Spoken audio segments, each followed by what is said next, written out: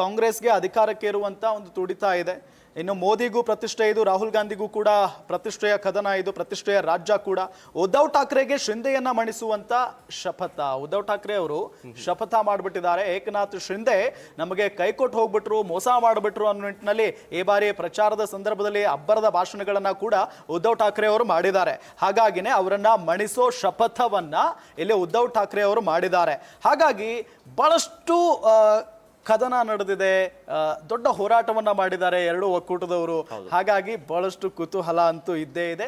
ಅದರಲ್ಲೂ ಮಹಾಯುತಿ ವರ್ಸಸ್ ಮಹಾ ಅಘಾಡಿ ನಡುವೆ ನಡೀತಾ ಇರುವಂತ ಫೈಟ್ ನ ಇಡೀ ದೇಶದ ಜನ ತಿರುಗಿ ನೋಡ್ತಾ ಇದ್ದಾರೆ. ಇವತ್ತು ಎಕ್ಸಿಟ್ ಪೋಲ್ ನ ಭವಿಷ್ಯ ಕಣ್ಣ ಮುಂದೆ ಬರುತ್ತೆ. ಎಕ್ಸಿಟ್ ಪೋಲ್ಗಳು ಏನೆಲ್ಲ ಭವಿಷ್ಯವನ್ನ ನುಡಿತಾವೆ ಅನ್ನೋ ಪ್ರಶ್ನೆ ಇನ್ನೇನು ಕೆಲವೇ ಕ್ಷಣಗಳಲ್ಲಿ ನಾವು ನಿಮ್ಮ ಮುಂದೆ ಇಡುವಂತ ಪ್ರಯತ್ನವನ್ನ ಕೂಡ ಮಾಡ್ತೀವಿ.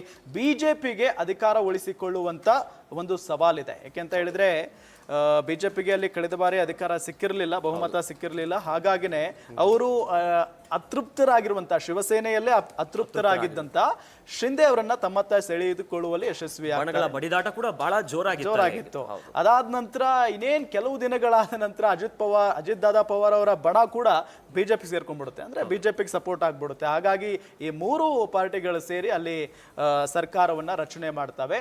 ಅದೇ ಆತ್ಮವಿಶ್ವಾಸದಲ್ಲಿ ಈ ಬಾರಿ ಮಹಾಯುತಿ ಒಕ್ಕೂಟ ಗೆದ್ದೇ ಗೆಲ್ತೀವಿ ಅನ್ನೋ ನಿಟ್ಟಿನಲ್ಲಿ ಪ್ರಚಾರವನ್ನ ನಡೆಸಿದಾವೆ, ಅಬ್ಬರದ ಭಾಷಣವನ್ನ ಕೂಡ ಮಾಡಿದಾವೆ. ಆ ನಿಟ್ಟಿನಲ್ಲಿ ಗೆಲ್ತೀವಿ ಅನ್ನೋ ವಿಶ್ವಾಸ ಇದೆ.